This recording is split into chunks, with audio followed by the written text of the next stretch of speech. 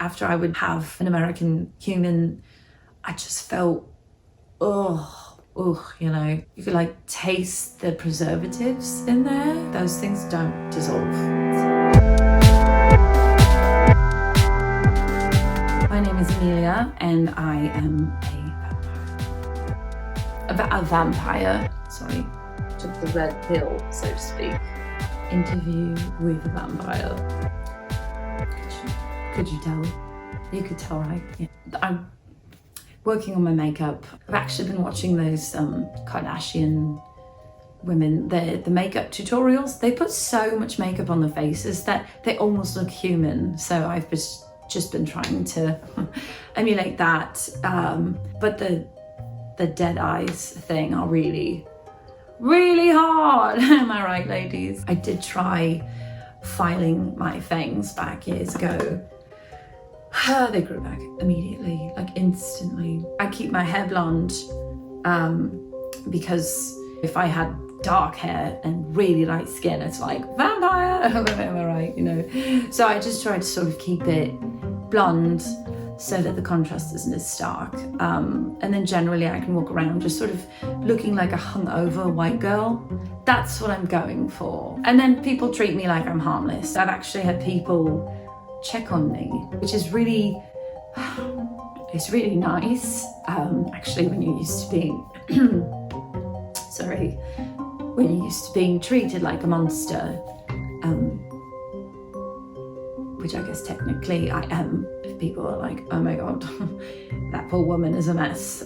She had a long night, or we should help her. Honestly, it's like the closest thing I get to feeling like a human, I guess. That sounds really sad. Is that too sad? Should I not? No, that's fine. Okay. I live more like a human than a vampire. I don't feed on humans. I don't like it. Other vampires don't get it. Like, that's what they live for, you know, it's the favorite thing in the whole world. So like no one wants to be around me who's like, oh no, I'm just gonna head out to the forest and, you know, find myself a bobcat instead. You know, they're like, oh, goody two shoes. And you know, I guess I'm a buzzkill. They think that I'm annoying. I'm like a vegan of the vampire world. I'm not like a regular vegetarian vampire. Like, I'm a cool vegetarian vampire, you know, like I don't bother people about it. I personally don't eat people, but I don't tell anyone else what to do, you know, but I think they just automatically feel bad and like project their guilt about being vicious murderers onto me. When they find out that I'm not a vicious murderer, they don't want to be around me anymore, so. I did used to, when I was a brand new baby vampire, of course. When you're a baby vampire, oh my God, you're insatiable. You cannot control yourself. You're just a vicious machine. And I killed a lot of humans in my first few decades. I never liked it, but I did it because I literally couldn't stop myself. You know, it's just biology. What? Is it biology if I'm not actually living? I don't know.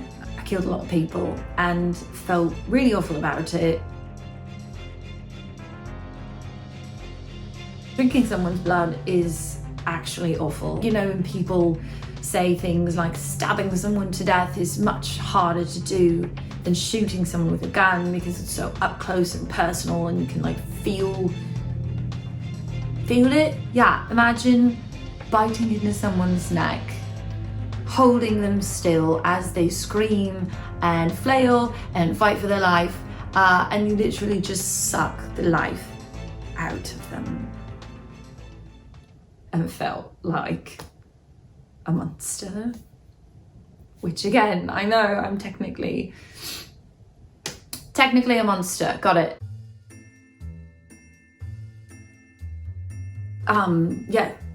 Yes, I do work at the Red Cross, actually.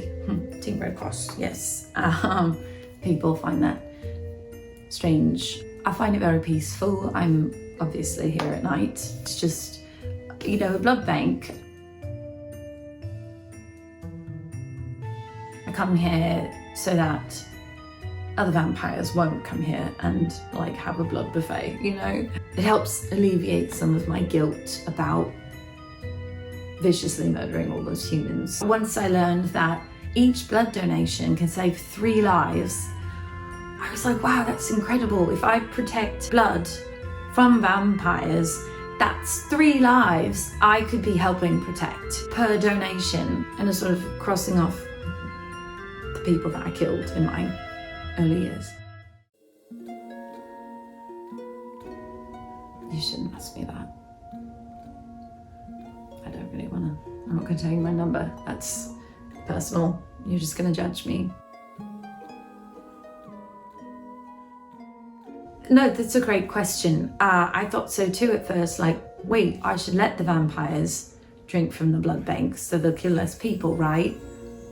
Turns out it's just like an amuse-bouche for them. They've got 1 sip of blood out of a bag and then they have to go find a human and drink straight from the veins. Like, it's just not the same. What I do is I'm just here and they know that I'm here, so they're gonna have to fight me if they want to drink the blood. And like, vampires don't want to fight vampires. It's exhausting and never ending because we're all immortal. So they generally just stay away.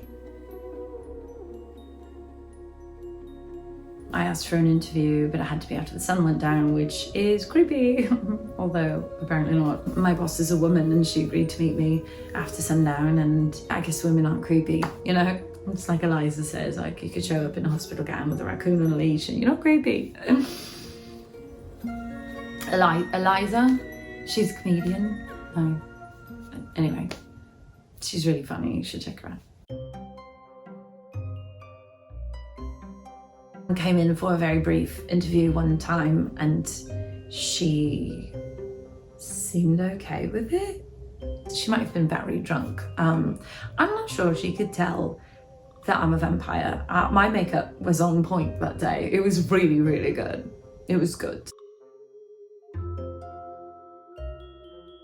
As a vampire who does not eat humans, that actually contributes more to climate change, because humans are the #1 cause of climate change, as we all know. Technically, removing humans from the earth would reduce my carbon footprint, but I just don't want to do it. I also don't like drinking human blood because I don't like the way that it tastes or the way that it makes me feel, especially in America. When I lived in Europe, the humans there just eat cleaner food and it's usually locally sourced and organically grown. When I moved to America, tasted blood over here. Whew, not as good. That actually really helped me with my transition into non-human eater. I don't know, there's not really a word for me because I don't know if anyone else does what I do. I should make a word for it, you know. Gave up the human globin.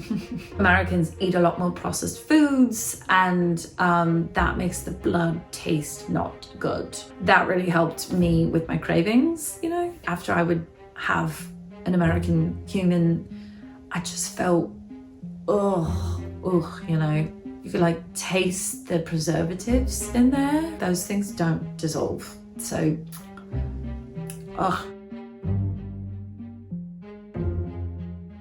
I get that question a lot, like, you work at a blood bank, aren't you just gonna go nuts? You know, humans are always like, I could never work in an ice cream shop, I would eat all the ice cream. I don't want the blood. I just don't want the other vampires to get it. Does that make sense? Does that make sense?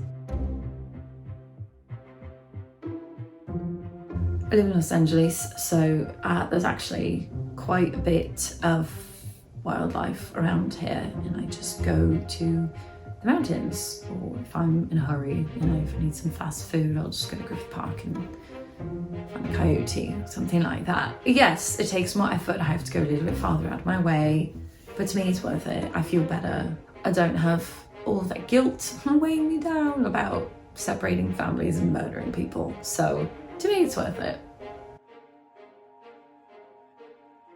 I used to go to the nightclubs and it was kind of fun for a while. I had to stop because, you know, inevitably someone in there would notice that I was a vampire, and then everyone would freak out, scream bloody murder, clear out the nightclub. It was a whole thing. Humans don't believe you when you tell them that you're a vegetarian vampire. They just don't.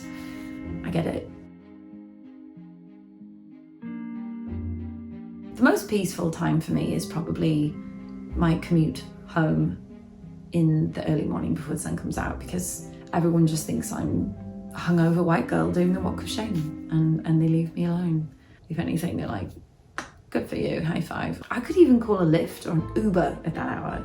Like that's how safe that hour is for me, you know? People look like this at 5 a.m. all the time. I just have to hide my teeth. I don't know, what else would you like to know about a vegetarian vampire who works at the Red Cross? Is it that weird? Is it that weird? It is. I've no friends, so I guess that tracks. It's pretty weird.